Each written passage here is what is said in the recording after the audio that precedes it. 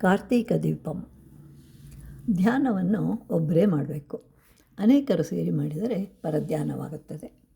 ಆಕಾಶ ದೀಪ. ಇದರಲ್ಲಿ ಇಡುವುದು ಒಂದೇ ದೀಪ, ಆದರೆ ಅದಕ್ಕೆ ಅನೇಕ ತೂತುಗಳಿರುತ್ತವೆ.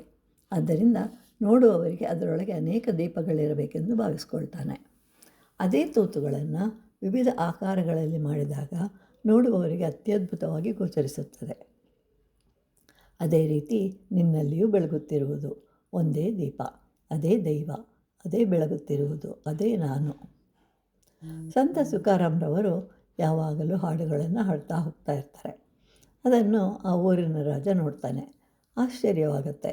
ಇದೇನಿದು ಒಬ್ಬನೇ ಹಾಡ್ತಾ ಹೋಗ್ತಾ ಇದ್ದಾನೆ ಅಂಥೇಳಿ ಇವನಿಗೆ ಏನನ್ನಾದರೂ ಕೊಡಬೇಕು ಅಂತ ಅಂದ್ಕೊಳ್ತಾನೆ. ರಾಜಭಟರಿಗೆ ಹೇಳಿ ಸ್ವಲ್ಪ ಸಂಪತ್ತನ್ನು ಕೊಡಿಸ್ತಾನೆ. ಆಗ ತುಕಾರಾಮ್ ಕೇಳಿದರು, ಏತಕ್ಕಾಗಿ ನೀವು ಸಂಪತ್ತನ್ನು ಕೊಡ್ತಾ ಇದ್ದೀರಿ ಅಂತ.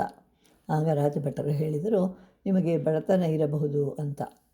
ಮತ್ತು ತುಕಾರಾಮ್ರವರು ರಾಜಭಟರನ್ನು ಕೇಳ್ತಾರೆ, ಯಾರು ಹೇಳಿದರು ನಾನು ಬಡವ ಅಂತ?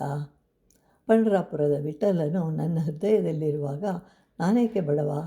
ಆದ್ದರಿಂದ ಈ ಸಂಪತ್ತನ್ನು ನಿಮ್ಮ ರಾಜನಿಗೆ ಕೊಟ್ಟು ಬಿಡು ಅಂತ ಹೇಳ್ತಾರೆ.